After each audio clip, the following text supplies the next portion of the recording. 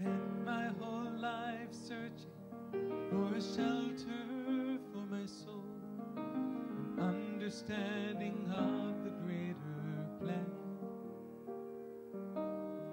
In these walls I've seen the light of love pure and divine, helps me remember who I really am. In every face it's clear, we're all God's children here, and it feels like home, it feels like home. I finally found a place where I belong. It feels like home, it feels like home, a family that I can call my own. Feels like home.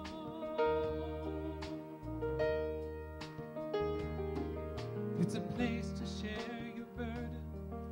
It's safe to shed a tear, to say a prayer and raise your voice in song, where every heart is honored and every path is true.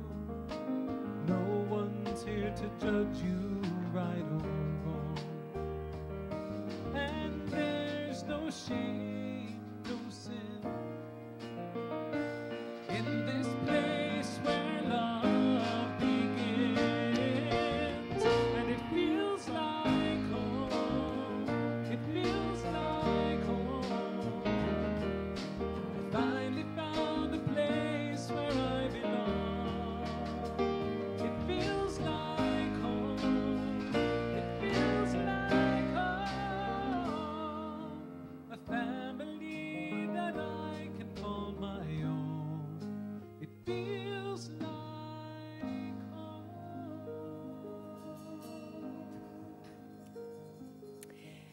As we relax our hearts open this morning, let's turn our attention to the place of deep peace that binds us together. I offer gratitude for this sanctuary where we celebrate life in all seasons. We are bound in the one power, the Christ consciousness, here, together, now. This is the season of hope. I wait now in faith and trust, knowing these shortest, darkest days hold the preparation for new life. I am reminded, as in all things, darkness is part of a continuous cycle of death, renewal, growth, and rebirth. Light and growth spring forth from darkness. The truth of this principle illuminates my life now. This is the season of love, proclaimed by Christians as the birth of love. I am grateful to give and receive love during this season. I use these days to reflect upon how I might better shine love into this world. I give thanks for friends, family, and spiritual community, and for the continuous call to love. This is the season of joy. As I honor my needs for balance and seek quiet and renewal, joy finds me. Joy feeds my vitality, and I share it with others wherever I can. I especially bless the gift of music during this season as it lifts me and fills me with joy, as in this very hour. For hope, love, joy, and all the gifts of this season, we offer thanks. And so it is. Feels like home. It feels like home. I finally found a place where I belong. It feels like home. It feels like home. A family that I can call my own. It feels like home. It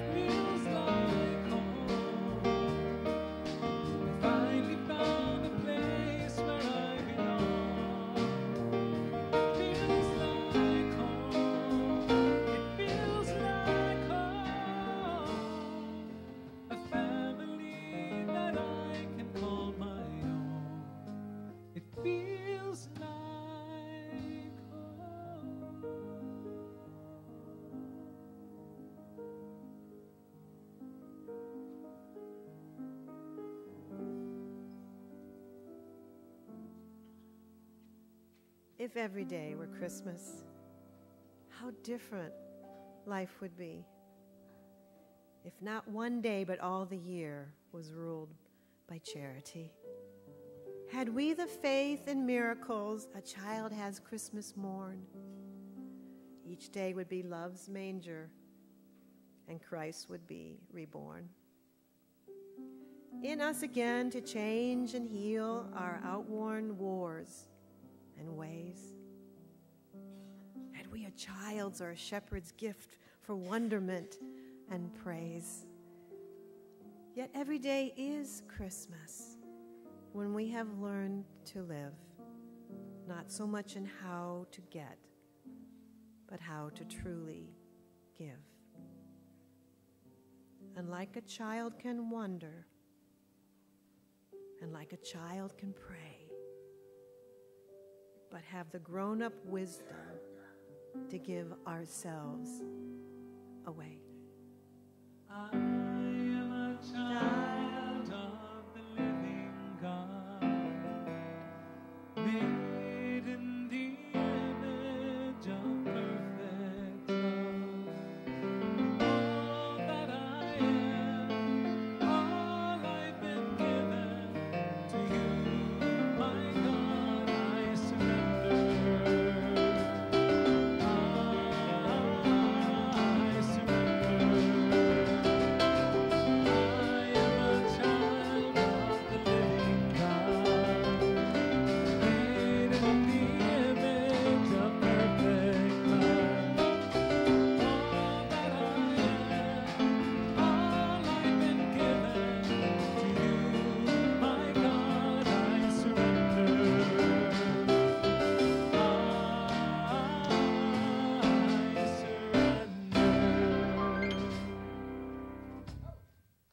Good morning, everybody. Wow, this is super exciting. So you probably are aware of the fact that our Christmas pageant that we've been working on is this afternoon at 1 o'clock. So everybody has been working super duper hard, and we're very excited. So if you're able to stay, hospitality has a really fabulous lunch of spaghetti and meatballs for you in there. And then the pageant will be at 1, and that will be followed by treats in Friendship Hall afterwards. So thank you so much, and blessings to everybody. Thank you for being our family. Thank you for being our friend. Thank you for blessing and teaching us. God bless you. Amen. All that I am, all I've been given to you, my God, I surrender. Well, good morning, Unity and Linwood. It's so nice to see all of you here this morning. You know, this morning at 9 o'clock, our chairs were all filled too. However, many of the creatures in those chairs have 4 legs, and they come in strange colors, and they're really short, some of them, and now they've had to find places in laps, so we're really a full house today. As you've noticed, we are here this week in the very darkest days of the year, and I've been trying to see these days as my opportunity to get under my snuggly blanket and pour a hot cup of tea and grab a good book and really enjoy the Christmas lights and my candles, because, you know, I don't really enjoy doing those things all that much when it's June or July. So every season has its gifts. And speaking of gifts, I just want to mention that your presence, each one of you here this morning, is a gift. Each one of you brings something that no one else can bring to Unity in Linwood, so we're just very happy that you are here. We open our doors to all people looking for a spiritual experience or a spiritual home. We could be different from other places you've been. We take a broad view here, and we open ourselves to the wisdom from all religious traditions and philosophies. We welcome people from all backgrounds and lifestyles, and we're just so glad you're here. It is hard to escape the crescendo of life, I think, about now, this time of year. So I'm hoping that you are finding a little bit of rest and relaxation and carving out a little bit of the peace of the season in the midst of everything else you might be doing. I'm also hoping that you'll be able to stay today following service for some relaxed conversation over refreshments in the Friendship Hall. We build our community as we get to know each other better, and sometimes it's those little ways over a cup of tea. Once a month, we ask people to please consider standardizing your giving. Our program for planned giving is called the Giver Circle program, and it's very easy and convenient and flexible. It can be changed if you need to, but it does give our Board of Trustees very important information that helps them plan and budget, thinking out maybe over a year. So if you find consistent value in our services, please consider responding with consistent giving. And there is a card in the information rack right there to the left of the door as you leave the sanctuary that would let you sign up for the Giver Circle. Also, if you're a member of the Giver Circle, there is a card. I meant to grab one and I didn't, right outside in the foyer, and or a stone that you can use then when the offering basket comes around to slip in, just so that you have the physical experience of participating in offering.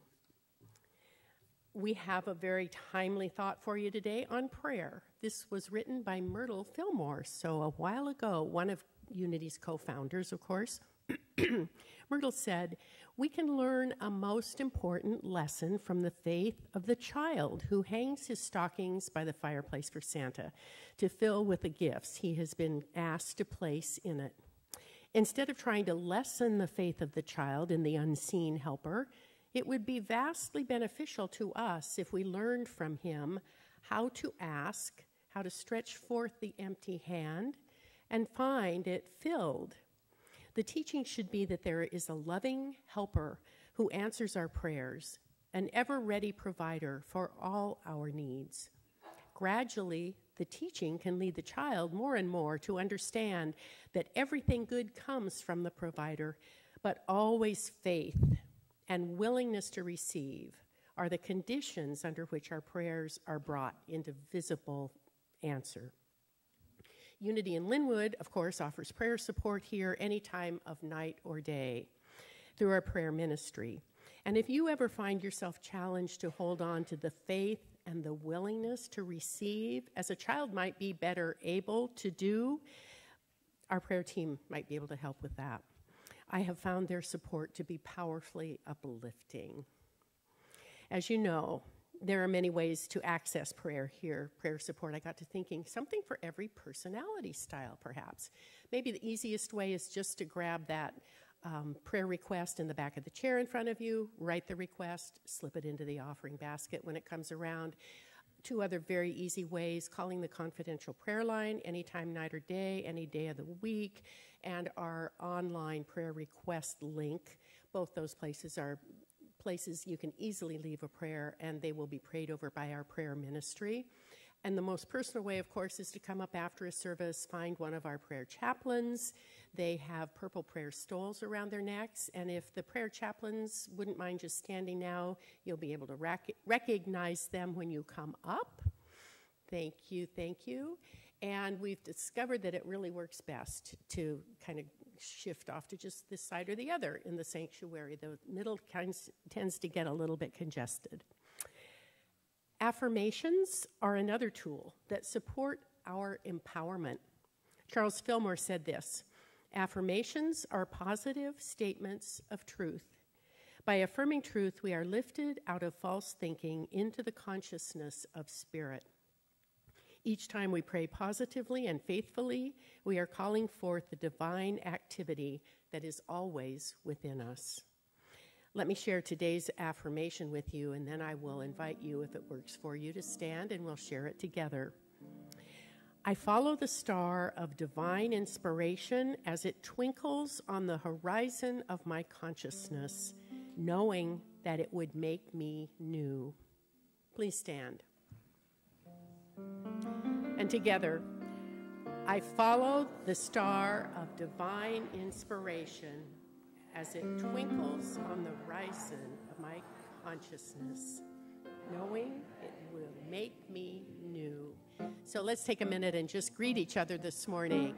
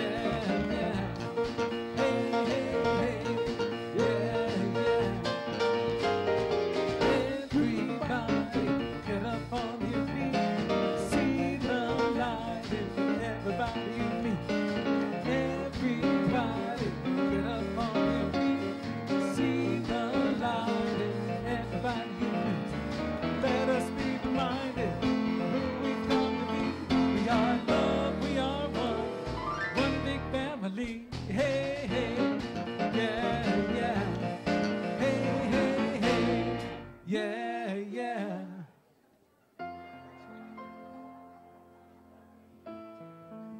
So if any of you have seen the Christmas movie Polar Express, you'll recognize this song.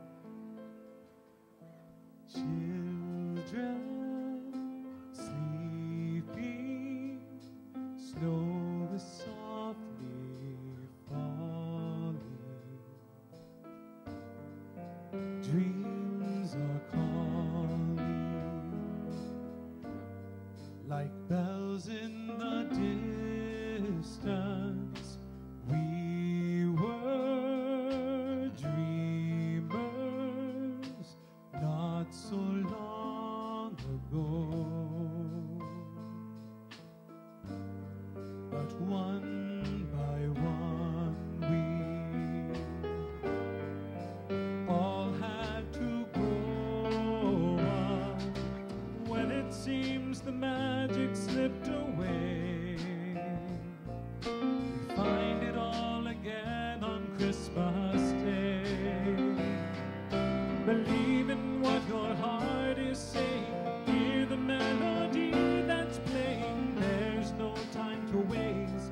There's so much to celebrate. Believe in what you feel inside and give your dreams the wings to fly. You have everything you need if you just believe.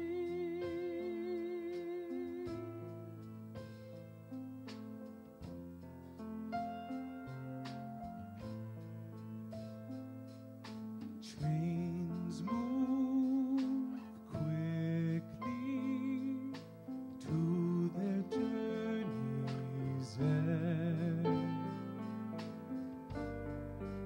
Destinations are where we begin again.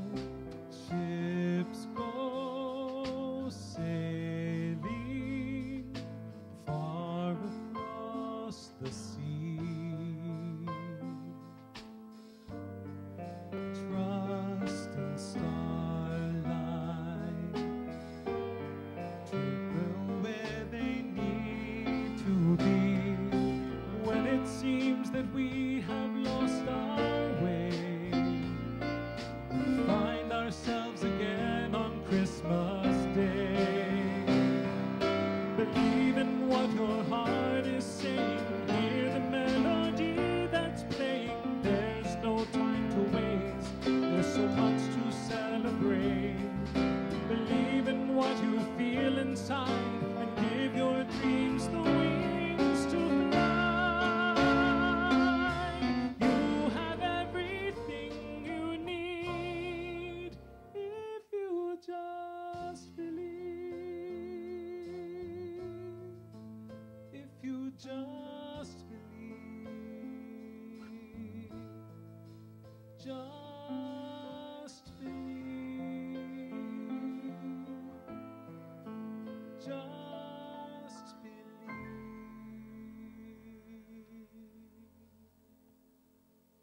Woo!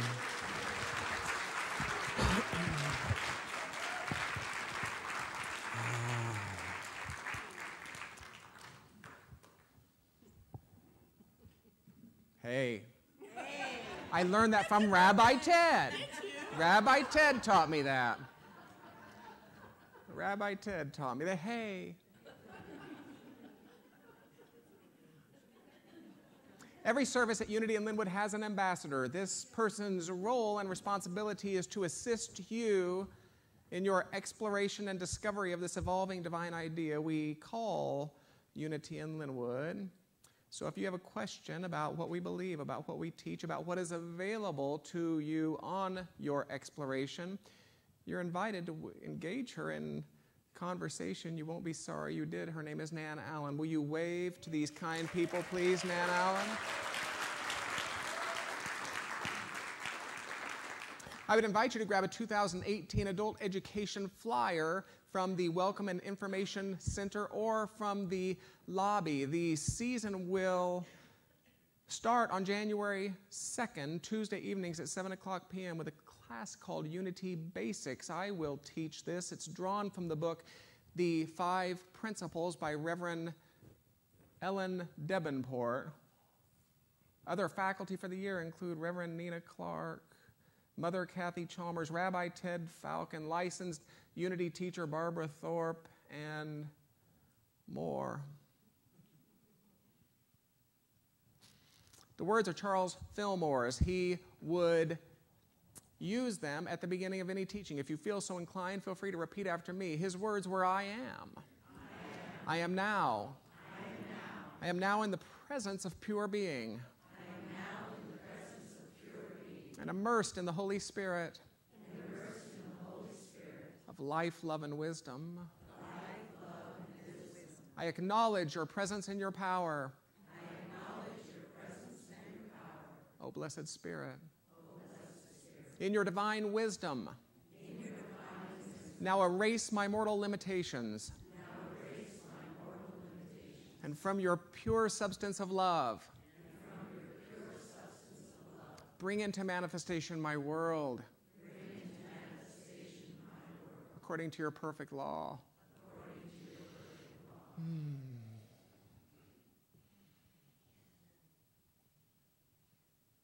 You know, you can just ask anyone.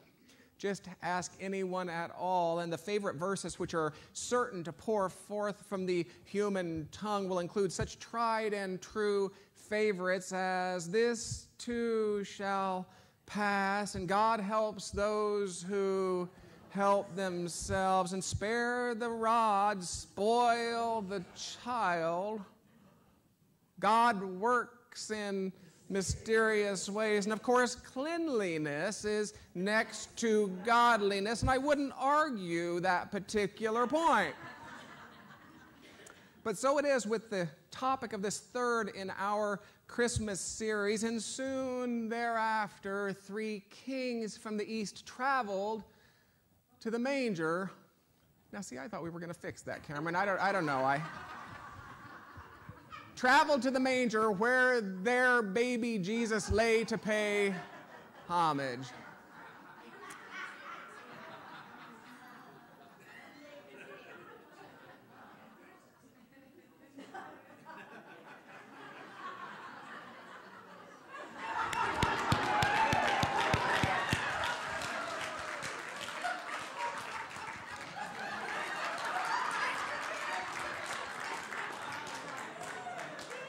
We're talking about that this morning. When you think you have it handled, and then it just comes back. Oh, gosh. Each of these verses is joined by countless others, which appear in verses 12 through 40 of what I like to call the Book of Imaginations. Now, this book, Imaginations of Imaginations, was written by they and everybody. And the disciples of they and everybody are easy to identify, for their sermons are brimming with various iterations of, well, you know, they say, and, well, everybody knows.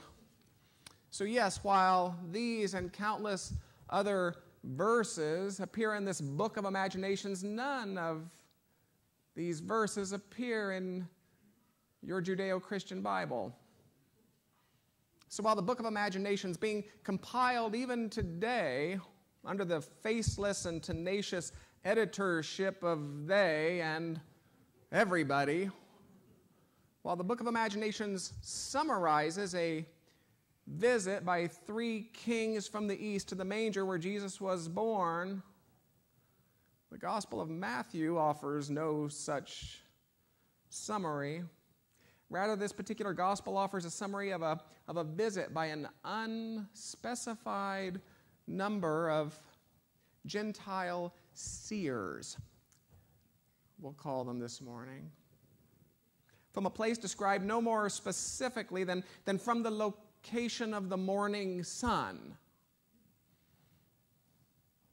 I mean, Matthew essentially swept his index finger through the air and said, seers from over there somewhere.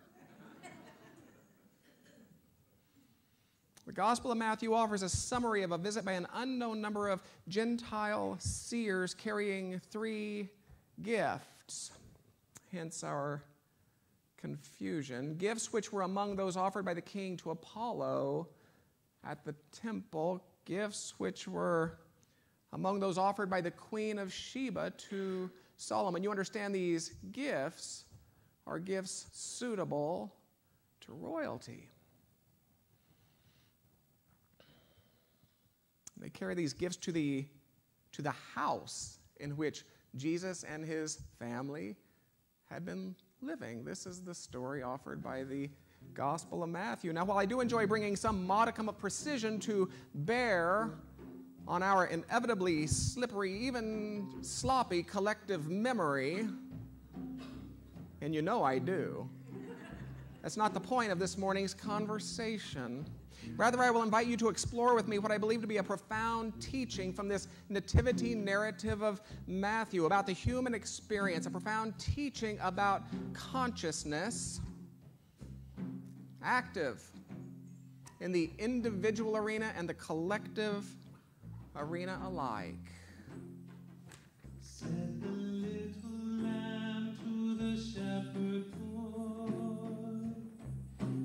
do you hear what I hear?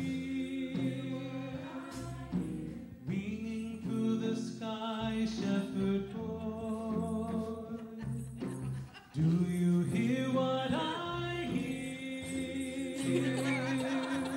A song,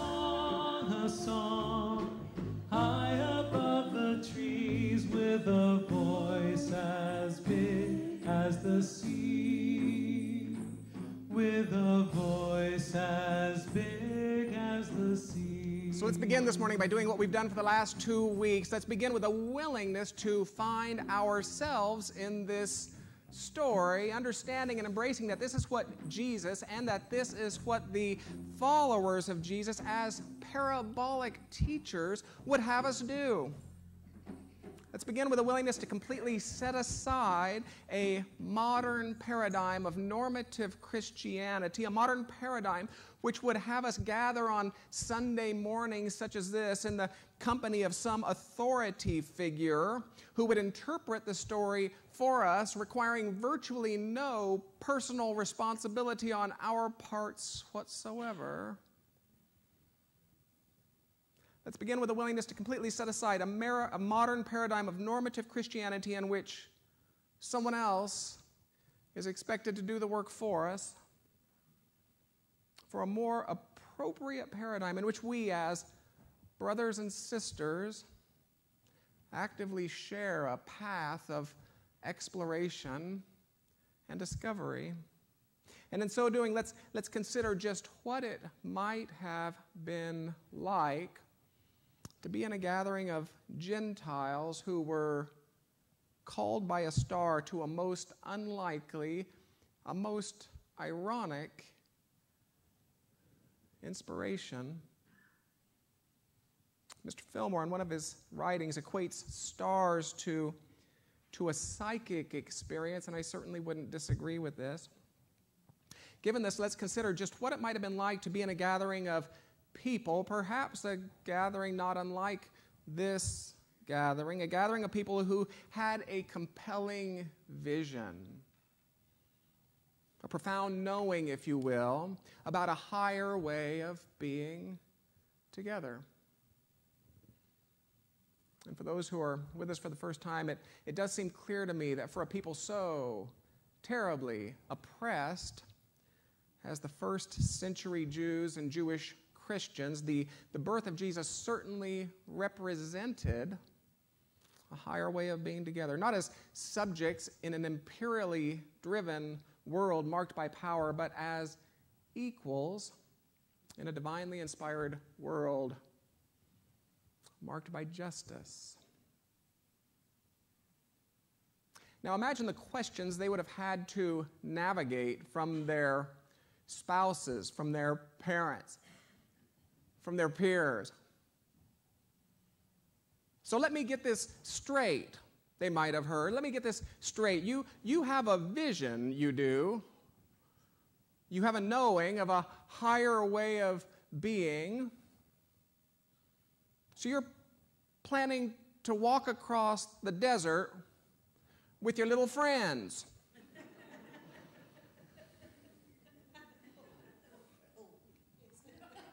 I mean, can you imagine the questions? And in truth, I'm willing to bet that you can. I'm willing to bet that you can, because isn't this the way of race consciousness? I'm willing to bet that you can, because I'm willing to bet that you too have had a vision, a knowing for a higher way of being. I'm willing to bet that you too have had a vision for a business. I'm willing to bet that you've had a knowing for a relationship. I'm willing to bet that you've caught a glimpse of that cosmic star of inspiration, if you will, representing something so counter to what those around you see that at least one person in your world responds by saying, "So let me get this straight."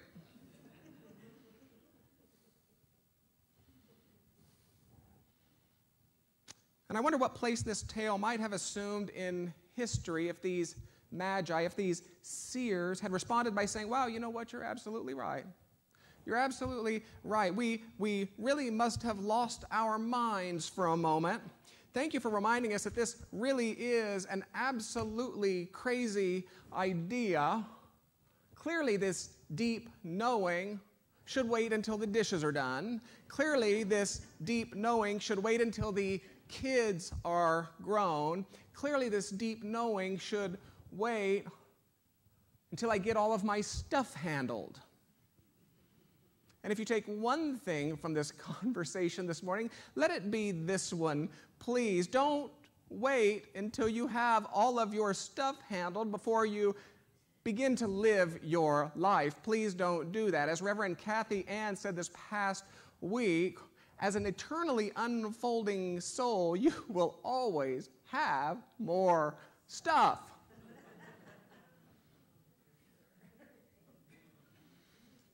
But they didn't. These magi, these seers, didn't wait until the dishes were done. They didn't wait until the children were grown. They didn't wait until they had all of their stuff handled.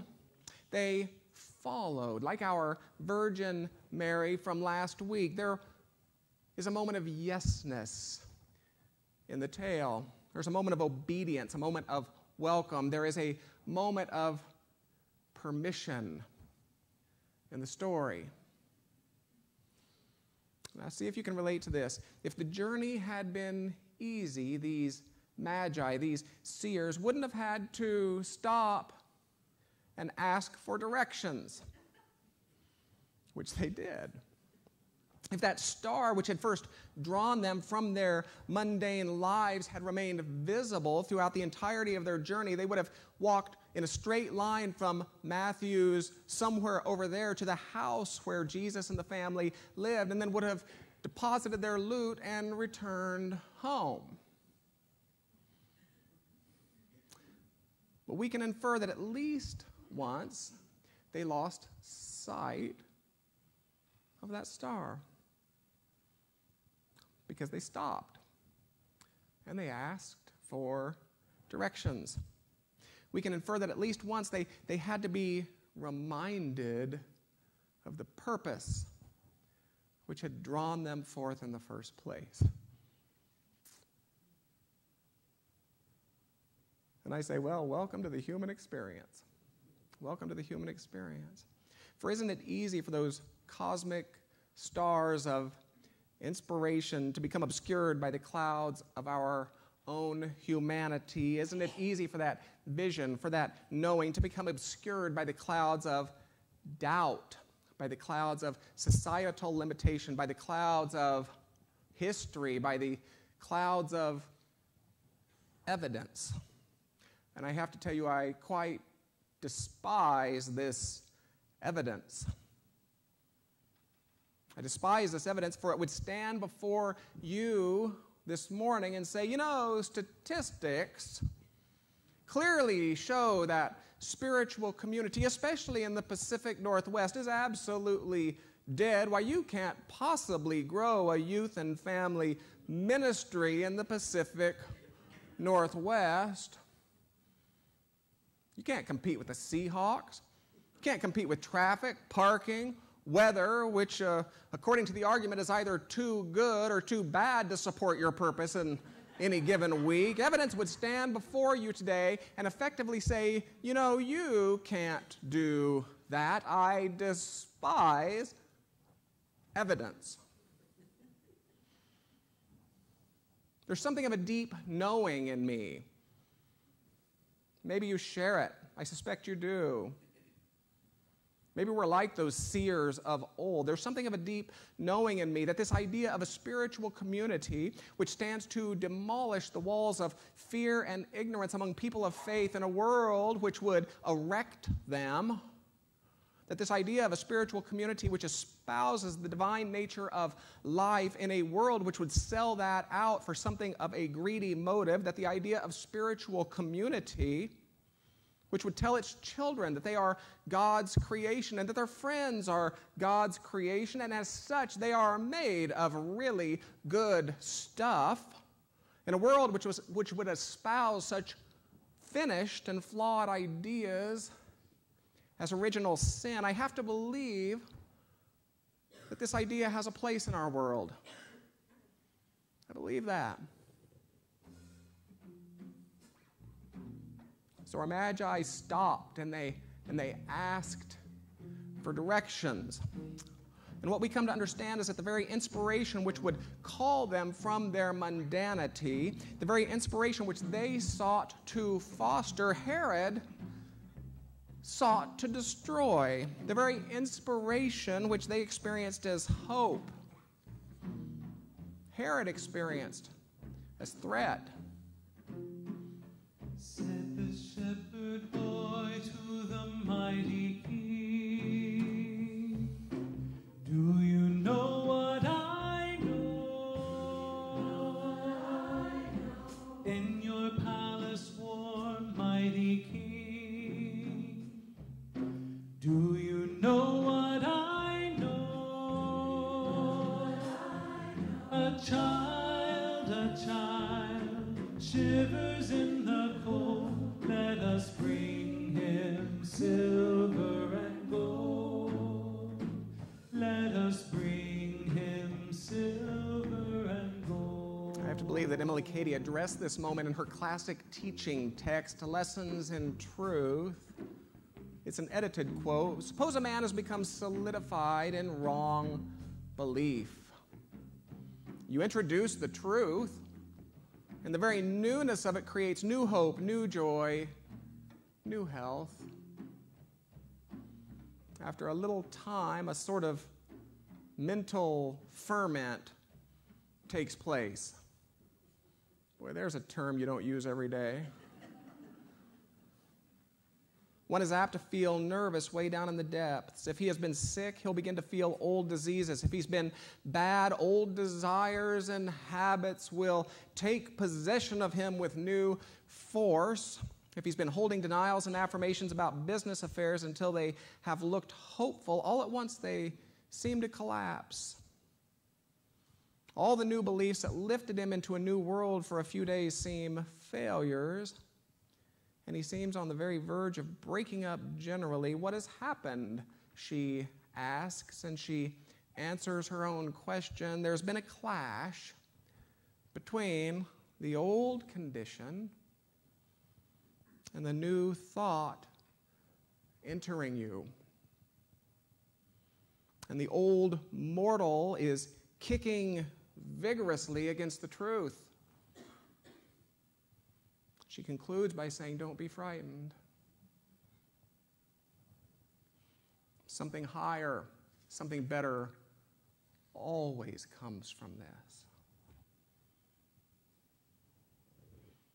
And so it is with our tale. When the status quo is challenged by that cosmic star of inspiration, by a new vision, by a deep knowing, all that represents the status quo, the Herods of consciousness, if you will, rise up as if to say, are you sure about this?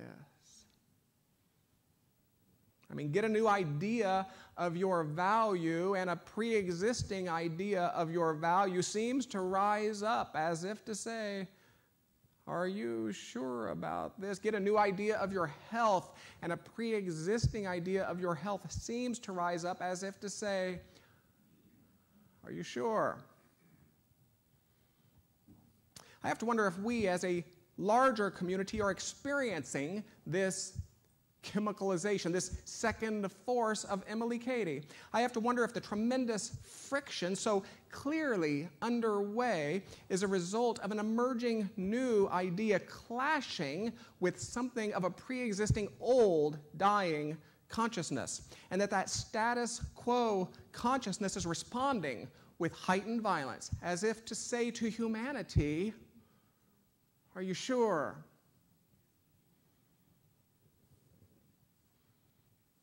And I have to believe that in this possibility we can find something of hope. After all, Cady encourages, while the old mortal self is kicking vigorously against truth, don't be frightened. Something higher, something better always comes from times like these. And yet again, I suppose our tale could have ended at this point. Maybe we wouldn't even blame our magi. After all, by all accounts, this Herod fellow was unpleasant, to say the least. But as we all know, our magi, our seers, continue to their destination, and in what I think is one of the most easily lost moments of our tale, they return home, but not by the same path that brought them. And this is why I say, don't wait until you get all your stuff handled to show up for your life. You see, it was in showing up for their lives, it was in doing that their lives were changed.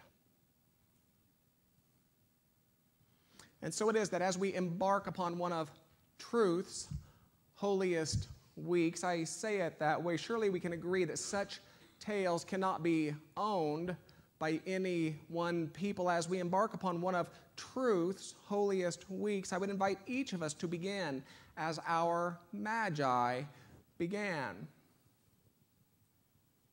I would invite us to return to the beginning of our tale, not to that beginning which is written, but to the beginning which is so undeniably self-evident. For while we won't find it in the text, can we not conclude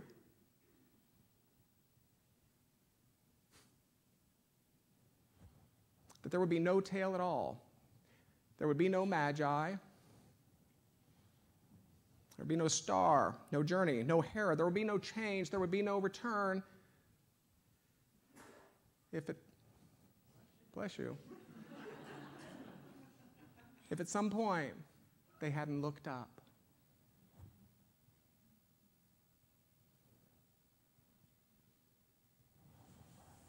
Can we not conclude that there would have been no star, no journey, if our magi hadn't somehow made themselves available to that cosmic star of inspiration, to that vision, to that knowing in the first place? They looked up. And so it is with us. As we embark upon one of truth's holiest weeks, let's lift our eyes together beyond the conditions of life to those cosmic stars, if you will, that would assure us of higher ways of being. No matter how unlikely it seems, no matter how ironic it seems, let's lift our eyes above the conditions of life to those cosmic stars that would call us forth from our own mundanity into our own version of soulful living.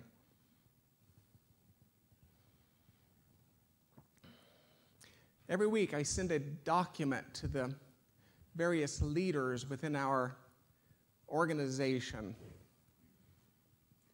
I'd like to share what I wrote this week. As the Magi traveled, drawn by an unlikely inspiration, they were Gentiles after all. Let's seems self-evident that they couldn't have known the details of the journey ahead. And yet they followed that unlikely inspiration. And so it is with us. I don't pretend to know all the details of our collective journey together, but my conviction and the holy purpose of this evolving idea we call unity in Linwood is strong. It's steadfast. It's absolutely unwavering. For I believe that we are on such a journey, that we are, in fact, drawn by a star. And it's a star that looks a lot like oneness. It's a star that looks a lot like love. So may we continue to walk in the faith of the Magi. Said the King to the people everywhere, listen to what I say. Pray for peace, people everywhere. Listen to what I say. The child, sleeping in the night, he will bring us goodness and light. He will bring us goodness and light.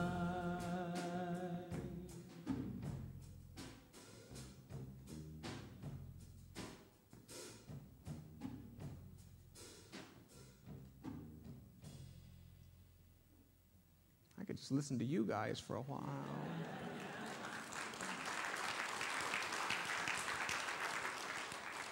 I happen to know that I speak for the chair of this effort, Rabbi Ted Falcon, when I say that we're not certain about the end game for this program we call Interfaith at Unity in Linwood.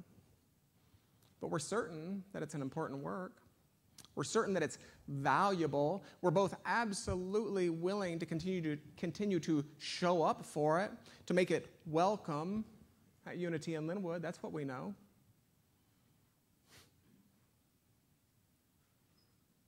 And what a privilege it is this morning to announce and to celebrate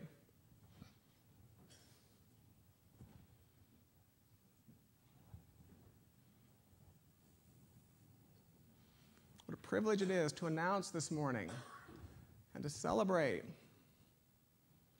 that one of our clergy, our own Mother Kathy Chalmers, has, and I quote, been elected by the Board of Governors of the Ascension Alliance to be consecrated as a bishop.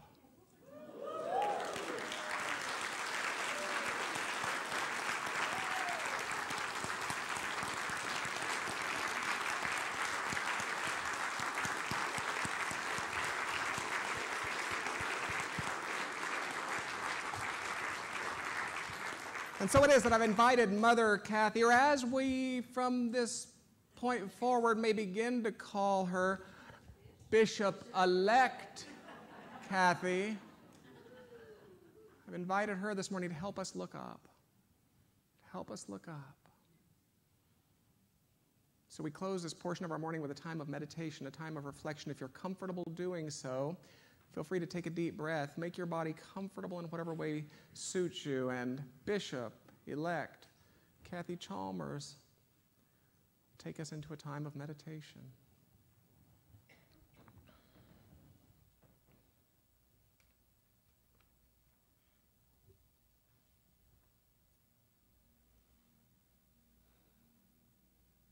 I invite you to be comfortable in your body.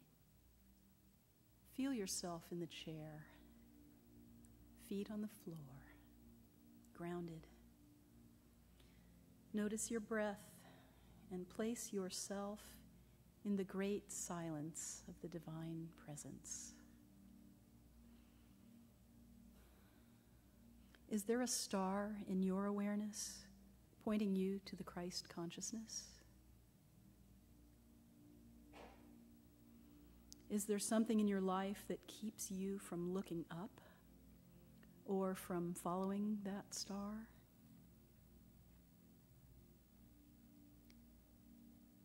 Place your attention upon your heart. Look deeply into the wellspring of your courage, your heart. Find the flow there of love, of strength, of courage, of heartfulness.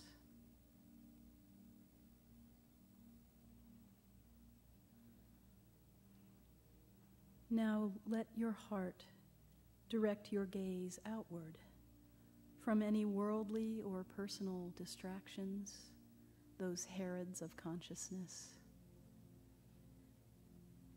and toward the light that guides us to the Christ, the cosmic consciousness that is everywhere present, manifesting in a newborn in a distant land, and in the warp of time and space, available right here and right now in you. Breathing out, I release my distractions. Breathing in, I open my heart to Christ consciousness.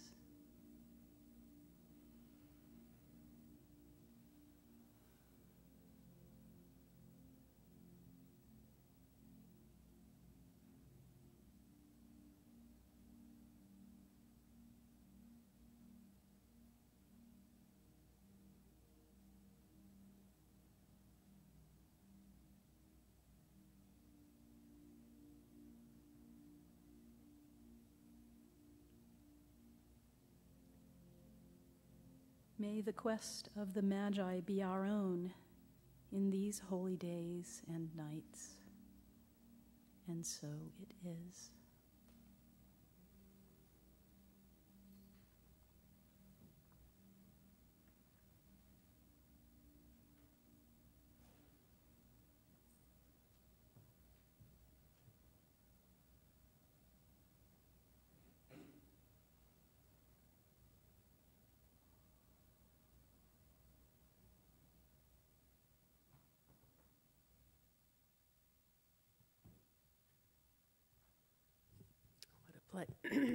What a place, eh?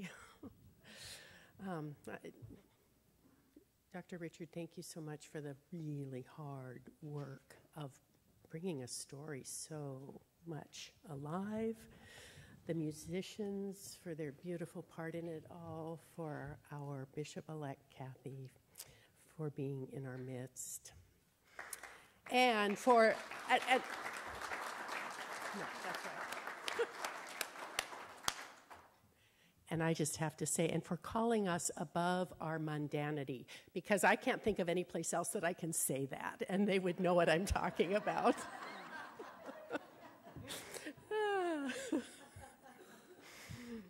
Each week, after we have been filled up by good company, good music, and inspiration, that's a little understatement this morning, but we do pause long enough to give ourselves the opportunity to express our gratitude for the gifts we have received through our offering. While you are preparing your tithes and love offerings, I will share a quote from Emily Cady that speaks to the great circle of giving and receiving. Dr. Cady said, "There must be an equal conscious receiving from the Spirit and giving out to the world, a perfect equilibrium between the inflowing and the outgiving to keep a perfect harmony."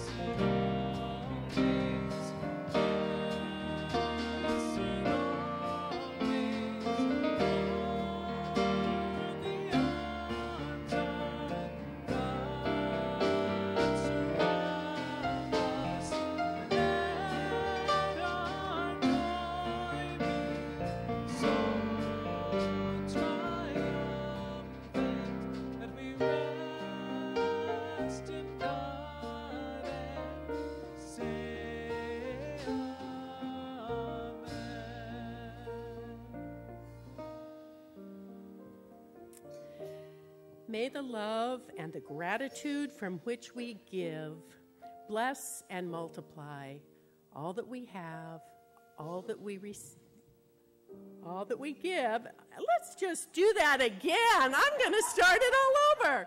May the love and the gratitude from which we give and bless and multiply all that we are, all that we have, all that we give, and all that we receive. And so it is. I love my Unity community. They forgive me. I know you do. Okay. I want to let you know, if this is your first time at Unity in Linwood, that we're very, very honored that you are here. We're delighted by your presence.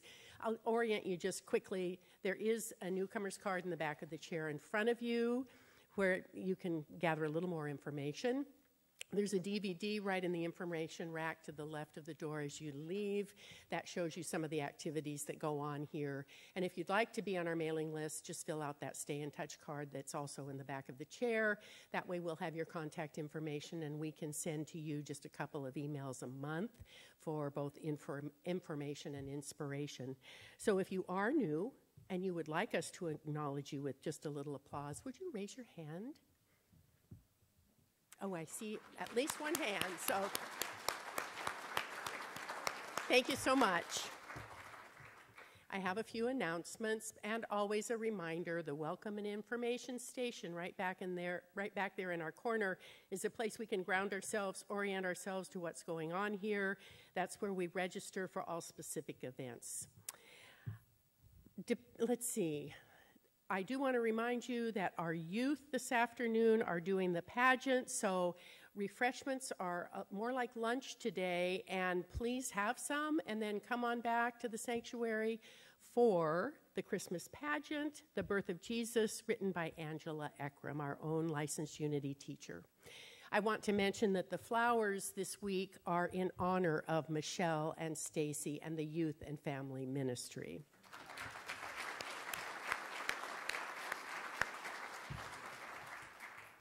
Interfaith at Unity in Linwood presents December's Eucharist and Mass by Father Dan Duval on the 23rd. Father Dan, I see there you are. Thank you for waving. And in Father Dan's words, we celebrate the view of Bethlehem and the anticipation of the birth of Christ. And this event is open to everyone. Please be reminded that there won't be a 9 o'clock service next week, and there won't be a 9 o'clock service the week following. Next Sunday is Christmas Eve, so we will have one service at 11, our regular service, and then we hope you will return at 6 or 8 because we have a very special Christmas Eve service that night, our candle lighting service. And if you've never been to a candle lighting service at Unity in Linwood, boy, I hope you will be there because it's special. It's magic. And if you have been, I hope you'll be there too. It would be slim without some of us returning. Are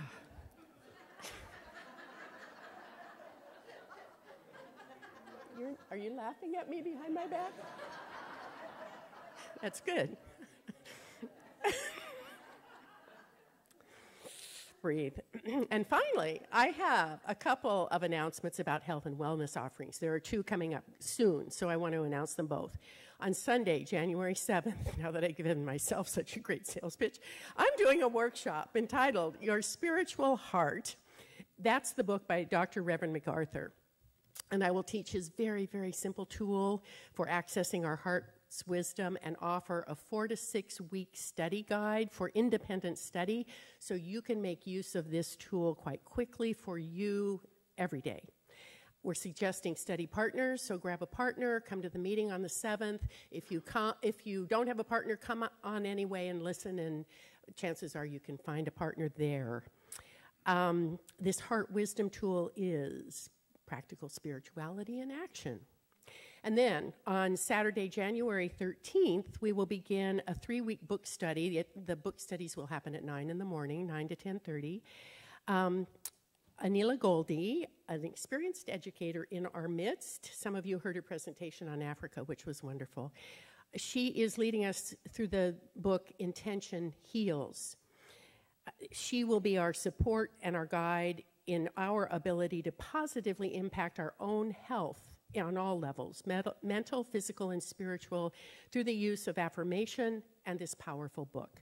So Goldie and I have a lot more information on both those topics, and we will be at the Welcome and Information Station there after service. So if you have any questions or any interest, please come chat, or if you just want to come chat, that's fine too. All good things happening at Unity in Linwood can be found on your printed program or by visiting our Facebook page or the calendar page of our website at unityinlinwood.org. If you'll join me, we'll sing our peace song.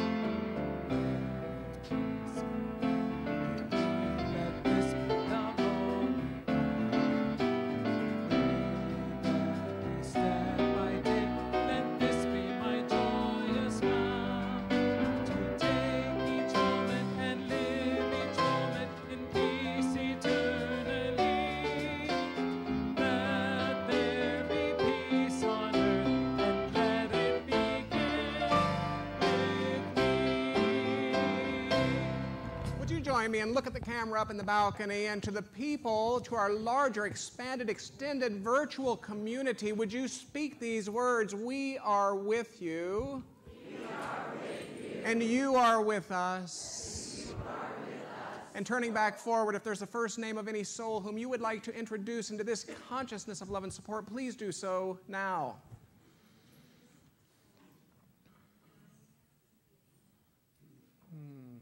So yes, and yet again, we reach that moment of cosmic yesness during which we turn to those names which have been extended, whether with the human tongue or the human heart. In fact, we say yes to all souls who have turned, yet again, that spiritual ear to this conversation. And on behalf of all of those, we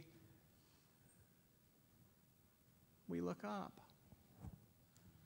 We look up.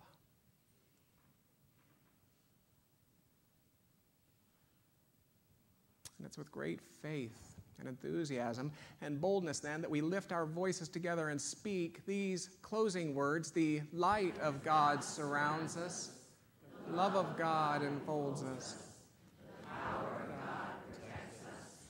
The presence of God watches over us. Wherever we are, God is, and all is well. The light of God surrounds us. The power of God protects. The presence of God watches over us, and all is well. The love of God enfolds us. Wherever we are, God is. We are safe, we are cherished, and all is well. All is well. We close our time as we always do by speaking our words, and so it is, and so it is, and so it is.